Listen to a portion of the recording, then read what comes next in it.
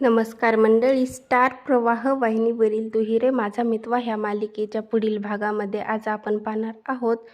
सर्वांनी प्लॅन करून ईश्वरीला घरामध्ये एकटे पाडलेले असते आणि आपण पाहतो या संधीचा फायदा घेऊन राजेश तिच्यावर जबरदस्ती करण्याचा प्रयत्न करू लागतो आणि हुशारीने ईश्वरी ही राजेशची चाल यशस्वी होऊ देत नाही व ती तिच्या हातून निसटून जाते आणि राजेश तिचा पाठलाग करत असतो. परंतु ईश्वरी रिक्षामध्ये बसून अर्णवच्या ऑफिसकडे निघून जाते. तर इकडे आपण पाहतो सर्व गेस्ट तयार झालेले असतात आणि लावण्याही अर्णवला बोलते, आता आणखीन कितीक वेळ थांबायचं आहे, आता आपण थांबायला नको, सर्वजण आपली वाट पाहत आहेत, आपण इनॉग्रेशन करूयात.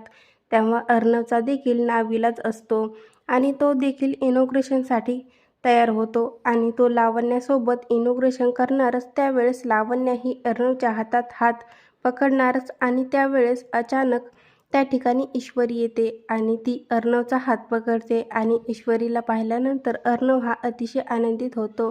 तर लावण्य मात्र अतिशय रागवलेली असते. आता पुढील येणाऱ्या भागामध्ये अर्णव आणि ईश्वरी कशा प्रकारे राजेशला धडा शिकवणार हे पाहणं खूपच मजेदार ठरणार आहे. दुहिरे माझा मितवा ह्या मालिकेचे नवनवीन अपडेट पाहण्यासाठी माझ्या चॅनलला लाईक करा, शेअर करा आणि सबस्क्राईब करायला विसरू नका.